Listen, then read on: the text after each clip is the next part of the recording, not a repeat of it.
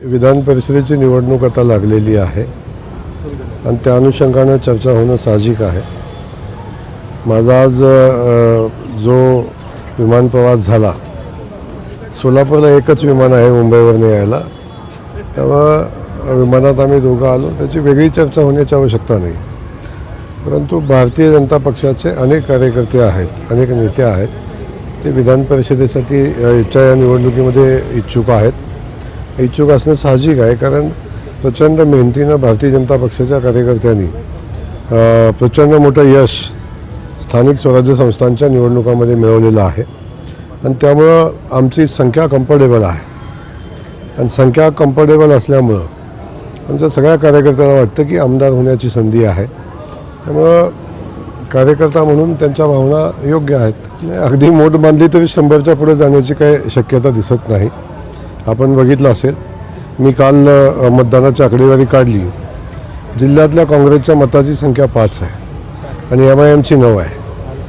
त्यामुळं मला वाटतं किती मोठी मोठ बांधली तरी काय ते मोठ बांधून काही शक्य होणार नाही। पण माझी जिल्ह्यातल्या सगळ्या नेत्यांना माझी विनंती आहे, आता निवडणुका झालेल्या आहेत, वस्तुस्थिती आपल्या सगळ्यांना माहिती आहे, आपण सगळेजण एकत्र येऊन जिल्ह्यामध्ये एक नवा आदर्श घालून देऊ आणि विधान परिषदेची निवडणूक बिनविरोध करण्याचा प्रयत्न आम्ही करू।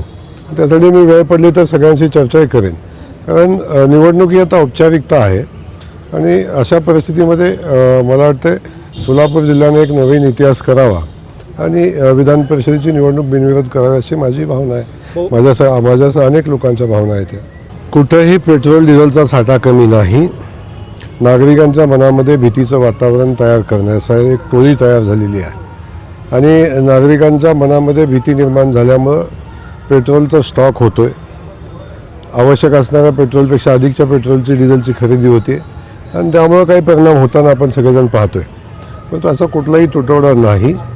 आवश्यक असणारा पेट्रोल आणि इंधनसाठा महाराष्ट्रासाठी उपलब्ध आहे आणि माननीय मुख्यमंत्री मोदी यांनी त्या संदर्भात कालच माहिती दिलेली आहे। त्यामुळे माझी विनंती सगळ्या नागरिकांना आहे की आता कुणाच्याही म्हणण्यावर आपण भीतीचं वातावरण तयार होऊ नये। भरपूर पेट्रोल आणि डिझेलचा साठा उपलब्ध आहे, त्यामुळं स्टॉक करण्याची बिलकुल आवश्यकता नाही। आता अनेक लोकांचे वेगवेगळ्या क्लुप्त्या लढवताना विरोधी पक्षाला आपण पाहतोय।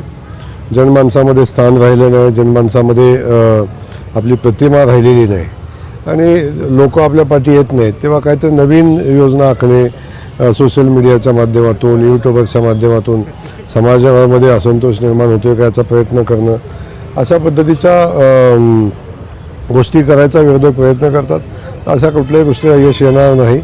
भारतातली लोकशाही भक्कम आहे, देशाचं नेतृत्व आदरणीय मोदीजी करत आहेत आणि एक मजबूत भारत आज जगाच्या समोर आपण पाहतोय आणि तशाच पद्धतीनं एक विकसित महाराष्ट्राचं स्वप्न घेऊन माननीय देवेंद्रजी काम करत आहेत आणि त्या दिशेनं महाराष्ट्र खूप वेगाने विकास करताना आपण पाहतोय।